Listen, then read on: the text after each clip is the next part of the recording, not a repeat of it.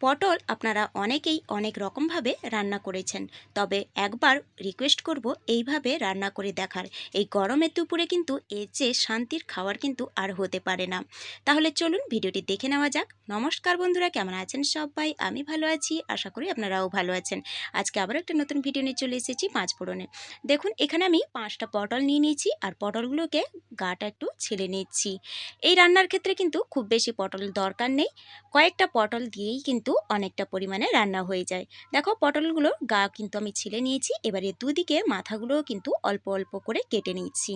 এই গরমের দুপুরে কিন্তু আমাদের রিচ খাবার খেতে কিন্তু ইচ্ছে করে না, আর সেই কথা মাথায় রেখেই কিন্তু আজকের রেসিপিটা বানিয়েছি। এই রেসিপিটা থাকলে কিন্তু গরমের দুপুরে আর কোনো কিছু লাগবে না।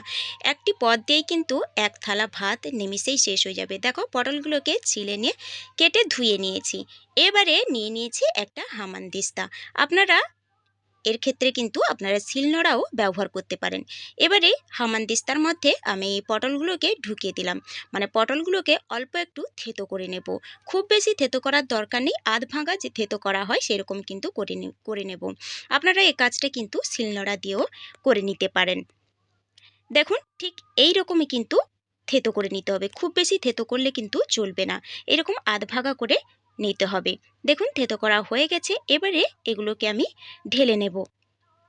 এই রেসিপিটা কিন্তু অসম্ভব সুন্দর লাগে খেতে। যদি কখনো না বানিয়ে থাকেন তবে রিকোয়েস্ট করব একবার এভাবে বানিয়ে দেখার।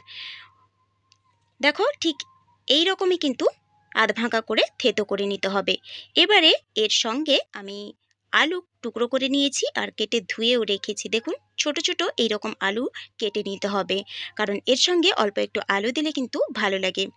এবারে একটা মশলা তৈরি করে নেব। তার জন্য নিয়ে নিয়েছি 1 চামচের মতো পোস্ত, আর 1 চামচের মতো নিয়ে নিয়েছি সাদা তিল। এবারে অল্প একটু হাফ ইঞ্চির মতো নিয়েছি আদা, আর 4 থেকে 5টা নিয়েছি কাঁচা লঙ্কা। কাঁচা লঙ্কাটা ঝালের পরিমাণটা একটু যে যেরকম পছন্দ করবেন সেই রকমই নিয়ে নেবেন। এবারে একটা মিহি পেস্ট বানিয়ে রেখে দিয়েছি। তারপরে কড়াই বসিয়ে দিয়ে দিলাম সর্ষের তেল। আপনারা কিন্তু চাইলে এখানে সাদা তেলও ব্যবহার করতে পারেন। দিয়ে দিলাম একটা তেজপাতা আর হাফ চামচ কালো জিরে। কালো জিরেটাও ভাজা হয়ে গেলে একটা বড় সাইজের পেঁয়াজ আমি এইভাবে কুচিয়ে রেখেছিলাম, যেভাবে খুশি কুচিয়ে নিতে পারেন। এবারে পেঁয়াজটাকে দিয়ে ভালো করে আমি ভেজে নেব। ভালো করে মানে একটু হালকা লাল লাল চলে এলেই কিন্তু আমরা যে আগে থেকে পটলটা থেতো করে রেখেছিলাম সেটাই এর সঙ্গে মিশিয়ে দেব। দেখো পেঁয়াজটা ঠিক এই রকমই কিন্তু ভেজে নিতে হবে। এবারে আলু আর পটলটাকে দিয়ে দেব। এরপরে এর মধ্যে দিয়ে দেব অল্প একটু লবণ আর অল্প একটু হলুদের গুঁড়ো। এবারে নেড়ে চেড়ে ঢাকা দিয়ে ভালো করে একটু এটাকে ভেজে নেব। বন্ধুরা এই রেসিপিটা কিন্তু অসম্ভব সুন্দর লাগে। এই গরমে দুপুরে এক থালা ভাতই কিন্তু এটা দিয়েই শেষ হয়ে যাবে। আর সঙ্গে যদি একটু ডাল রাখেন তাহলে কিন্তু কোনো কিছুরই আর প্রয়োজন হবে না। ডাল না রাখলেও এই রেসিপিটা দিয়ে কিন্তু এক থালা ভাতই খেয়ে নেওয়া যায়। দেখো ঢাকা দিয়ে ভালো করে আমি ভেজে নিয়েছি। আর আজকের এই রেসিপিটা যদি ভালো লাগে কারোর, তাহলে অনুরোধ করব আমার চ্যানেলটিকে ভিডিওটিতে লাইক শেয়ার কমেন্ট কিন্তু অবশ্যই করে দেবেন। আর এই ভিডিওটি নতুন কোনো বন্ধু যদি দেখে থাকেন তাহলে অনুরোধ করব আমার চ্যানেলটিকে সাবস্ক্রাইব করে পাশে থাকা বেল আইকনটি প্রেস করে অল নোটিফিকেশন করে দেবেন। তাহলে প্রত্যেক দিনের ভিডিও সবার আগে আপনার কাছে পৌঁছে যাবে। দেখুন ভাজা হয়ে গেছিলো। তারপর আমি যে মশলাটা আমি বেটে রেখেছিলাম তিল আর পোস্ত কাঁচা লঙ্কা আদা, সেটাই আমি দিয়ে ভালো করে একটু ভেজে নিচ্ছি। মানে যতক্ষণ না আলু আর পটলের গায়ে একটু ছাড়া ছাড়া হচ্ছে মশলাটা, ততক্ষণে কিন্তু ভেজে নিতে হবে। দেখো জড়িয়ে এসছে, তার মানে কিন্তু খুব ভালো করেই ভাজা হয়ে গেছে। এই পর্যায়ে দিয়ে দেব জল। জলটা আপনারা যেরকম দিতে চাইবেন সেই রকমই কিন্তু দিতে পারেন। এটা কিন্তু একটু মাখো মাখো হলে ভাতের সঙ্গে কিন্তু আর ডালেরও প্রয়োজন হবে না।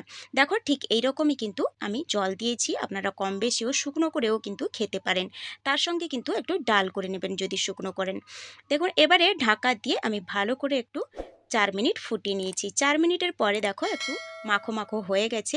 এই পর্যায়ে লবণটাও চেক করে নিয়েছি, আর অল্প একটু চিনি দেব। আপনারা অনেকেই ঝিঙে পোস্ত খেয়েছেন, তবে একবার অনুরোধ করব এইভাবে পটলের পোস্ত তরকারি করে দেখুন, অসম্ভব সুন্দর লাগে খেতে। দেখুন আলুগুলোও কিন্তু খুব ভালো করে সেদ্ধ হয়ে গেছে। এবারে এই স্বাদটাকে ব্যালেন্স করার জন্য অল্প একটু চিনি দিয়ে দেবো। চিনিটা যদি না চান তাহলে সেক্ষেত্রে কিন্তু অ্যাভয়েড করে দিতে পারেন, কিন্তু দিলে অল্প একটু চিনি দিলে কিন্তু খেতে ভালো লাগবে। দেখুন হয়ে গেছে রান্না, নামানোর আগে অল্প একটু সর্ষের তেল ছড়িয়ে দেব। খুব সুন্দর আর ইজি একটা রেসিপি। এই গরমের দুপুরে কিন্তু অসম্ভব সুন্দর লাগে খেতে। দেখো এরকম মাখা মাখা রেখেছি, আপনারা যদি চান তাহলে শুকিয়েও নিতে পারেন, সেক্ষেত্রে অল্প একটু ডাল করে নিলে ভালো হবে। রেডি হয়ে গেছে আমাদের পটলের পোস্ত তরকারি। তাহলে বন্ধুরা অনুরোধ করব একবার এইভাবে বানিয়ে দেখার। আর আজকের ভিডিওটা কেমন লাগলো অবশ্যই কমেন্ট করে জানাবেন, ভালো লাগলে লাইক শেয়ার করে দেবেন। সুস্থ থাকবেন, ভালো থাকবেন, খুব শীঘ্রই দেখা হবে পরের একটা ভিডিও নিয়ে। তাহলে চলুন আজকে এই পর্যন্ত। Thanks for watching my video.